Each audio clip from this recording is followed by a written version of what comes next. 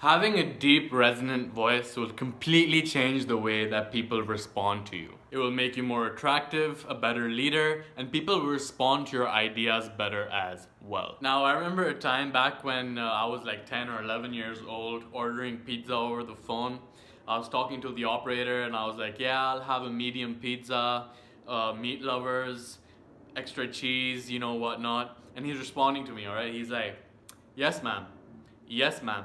Yes, ma'am, as I'm laying out my order, right? And I'm like, shit, he thinks I'm a woman at this point. And I remember even back then when I was like 10 or 11 years old, I was concerned with how I was being perceived, all right? So I proceeded to, try and talk like this, but obviously those were back in the pre-pubescent days, so I couldn't really reach that depth, and it didn't work because he proceeded to call me ma'am, all right? But either way, studies have found that men with higher levels of testosterone have voices of lower pitch and frequency. So your larynx, which is the organ that houses your vocal cords, is what determines the pitch and volume of your voice. And the deepness of your voice is determined by the length and the thickness of the cartilages within your larynx, which in turn is determined by how much testosterone you were exposed to during puberty. Now, if you're watching this, you've probably already hit puberty at this point, hopefully, I guess, yeah. So you're probably wondering if naturally increasing your testosterone levels will deepen your voice as well, all right? Well, I did look into a couple of studies on this, and the first one was actually performed in a woman to male transgender, all right? And she, I don't know, was given testosterone injections, and after 9 months of the treatment, they experienced a significant deepening of their voice, all right? And this was because obviously the excess testosterone coming in was able to enlarge and thicken their vocal cords. And in another study that I found, it was actually performed in a male professional singer who was given testosterone treatments, after which his voice did change in volume and frequency, all right? Now, keep in mind that both of these studies were performed in subjects given testosterone treatments, which is not at all the same as naturally increasing your testosterone. So based on my analysis of the research, naturally increasing your testosterone may have an effect on enlarging and thickening your cartilages, but the effect is not likely to be anything significant.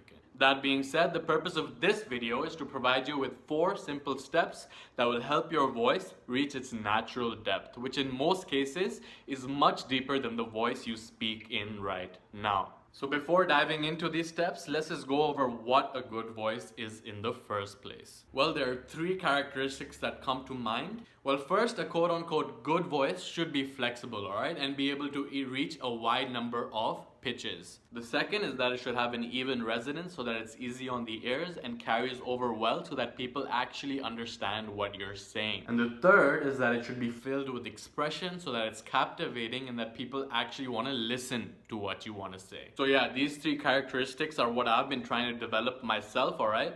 And I'll share with you the 4 simple steps that I try to do on a regular basis in order to achieve this manly, quote-unquote, manly voice, all right? All right, so the first step in developing that deep, resonant voice is simply to relieve any tension that you're carrying around in your neck. Because all this tension causes us to speak from up here rather than deep through our diaphragm, which is actually our natural depth of our voice, all right?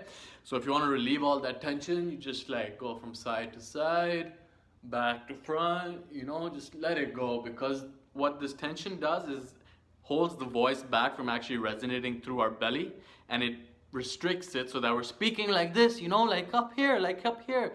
And I can actually demonstrate this with the guitar. So if you were to look at a guitar, basically if you're speaking from deep within your diaphragm, it would be like speaking from here. You can hear that, it's pretty deep.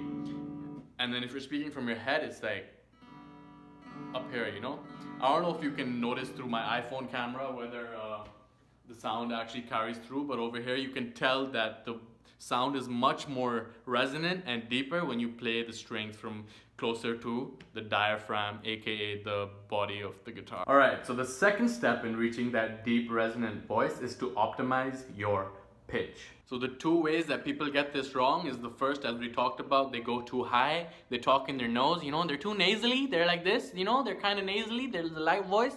And the second way they mess it up is by trying to go too deep, like, yo, I'm going deep, my nigga. But at the end of the day, what that does is it constricts your vocal cords, all right? And in the long run, that can actually be damaging. So that's definitely something you want to avoid. So I'll share with you 2 exercises that I've been doing in order to reach my natural pitch. The first is to talk through your mask, all right? And your mask is basically this region right here.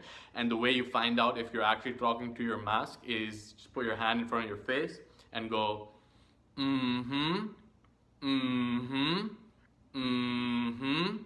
So you can feel your hand vibrating and you feel this whole region, your teeth, your lips vibrating. That means that you're talking in the right pitch. So you just go, mm-hmm, and then just try to talk like that again. You feel the vibration coming through, all right? And the second exercise to optimize your pitch is what I learned from Elliot Hulse. He calls it grounding, and it's basically you go bare feet and just bounce on your heels and make like a deep chanting tribal type sound, all right?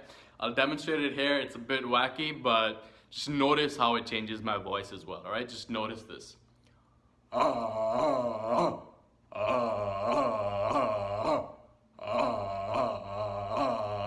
I'm trying to get the vibration deep into my belly, all right? If you just do that like a couple of times, I don't know if you noticed, but I feel my voice being more resonant at this point as well.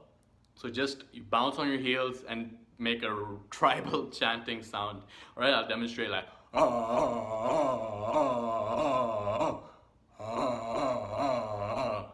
yeah. So basically just try to do that and you'll notice more power and more resonance within your voice almost instantly, all right? Probably noticed it in this video. All right, so the third step is to develop a resonance that carries through a crowd. And the way that most people get this wrong is through their breathing, all right? Most people are just not breathing enough.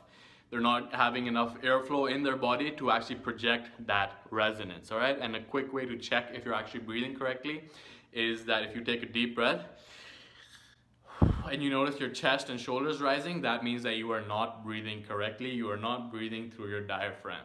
But if you just breathe,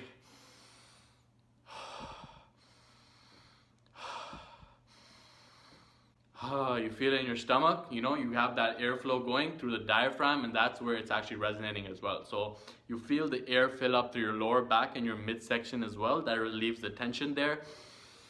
And you have more voice and more projection to deal with as well, because you have more capacity of breath that's there to back it up. And if you want to go the opposite end of this, just exhale completely and try talking. You can barely talk, right? But yeah, airflow. If you want to develop that deep resonance, make sure that you're breathing correctly and that you're breathing through your diaphragm. Like that, and you'll notice that you have more capacity to deal with, and in that way you will develop that deep resonant voice. Alright, so the fourth component of a good voice is expression, alright? Whether you look at Will Smith, whether you look at Ellen DeGeneres, or you look at any other charismatic person that you look up to and you know that this guy has charisma or this woman has charisma, it's that they go high, they can take you on a crazy story, they can go take you on a crazy adventure, and then it's like some crazy stuff, that's a lot of crazies, or they can like go deep and, you know, try to talk. So they have a wide range of expressions to deal with, all right? And the way to develop your expression is through an exercise which I actually learned through Charisma on Command, and I'll link out to their video below. Great channel, definitely check them out. I've been following them for a while and they are definitely on their game, all right? So the exercise to do this, it combines with the first one in terms of developing your pitch, but yeah, it's like this.